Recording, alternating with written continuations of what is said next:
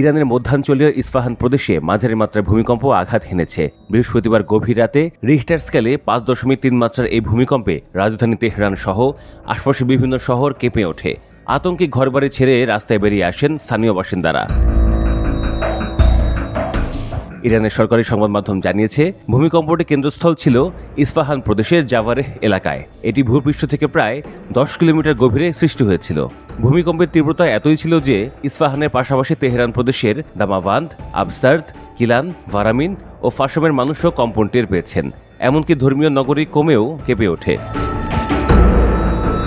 কোমের উত্তর পূর্বাঞ্চলে অবস্থিত ইরানের অন্যতম প্রধান পারমাণবিক স্থাপনা ফোর্দো ইউরেনিয়াম সমৃদ্ধকরণ কেন্দ্রের নিরাপত্তা নিয়েও স্থানীয়ভাবে উদ্বেগ ছড়িয়ে পড়ে।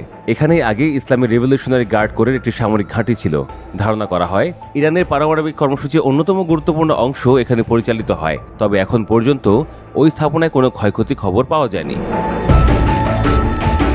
ভূমিকম্প শুরু হওয়ার পর সামাজিক যোগাযোগ মাধ্যমে অনেকেই আতঙ্কিত অবস্থার ছবি ও ভিডিও শেয়ার করেন। তেহরানের কিছু অংশে বিদ্যুৎ সংযোগ বিচ্ছিন্ন হয়ে যায় বলে স্থানীয়রা জানান। তবে সরকারি কর্তৃপক্ষ জানিয়েছে, বড় কোনো ক্ষতি বা প্রাণহানির খবর এখনো মেলেনি। তবুও আফটার শকের আশঙ্কায় জরুরি সেবা সংস্থাগুলো সর্বোচ্চ সতর্ক অবস্থায় রয়েছে।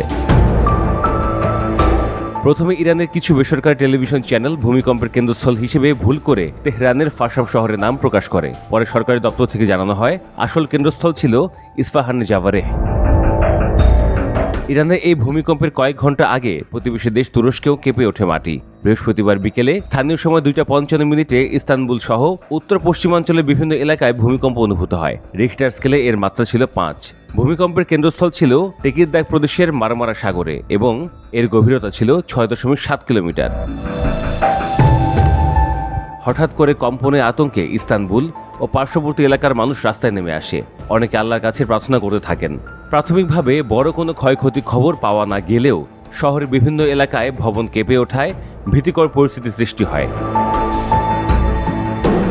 ভূমিকম্পপ্রবণ দেশ হিসেবে ইরান ও তুরস্কে নিয়মিতভাবে মাঝারি বা বড় মাত্রার কম্পন হয়ে থাকে। এর আগে চলতি বছরের শুরুতে তুরস্কের দক্ষিণাঞ্চলে ভয়াবহ ভূমিকম্পে হাজার হাজার মানুষের প্রাণহানি ঘটে। তাই নতুন করে এই ধরনের ভূমিকম্প মানুষকে আগের আতঙ্কের কথা স্মরণ করিয়ে দিয়েছে। ইরান ও তুরস্কের ভূতত্ত্ব বিশেষজ্ঞরা বলছেন, উভয় দেশ ভূমিকম্প প্রবণ অঞ্চলে অবস্থান করায় প্রায়শই সেখানে ভূমিকম্প আঘাত হানে। ভূমিকম্পের ক্ষয়ক্ষতি কমাতে আধুনিক স্থাপত্য ও সচেতনতামূলক উদ্যোগ নেওয়ার উপর গুরুত্ব দেওয়া হচ্ছে। এদিকে ইরানের জরুরি ব্যবস্থাপনা কর্তৃপক্ষ জনগণকে ধৈর্য ধরতে এবং গুজবে কান না দিতে আহ্বান জানিয়েছে। পাশাপাশি সম্ভাব্য আফটার শক মোকাবিলায় উদ্ধার ও চিকিৎসা দলকে প্রস্তুত রাখা হয়েছে। ভূমিকম্পে এখন পর্যন্ত কোনো প্রাণহানি বা বড় ধরনের ক্ষতির খবর না এলেও দুই দেশের মানুষকে গভীর উদ্বেগে ফেলেছে এই ঘটনাগুলো। বিশেষ করে পারমাণবিক স্থাপনার নিকটবর্তী এলাকায় কম্পন ঘটায় ইরানে ভয়ের মাত্রা আরও বেড়ে গেছে।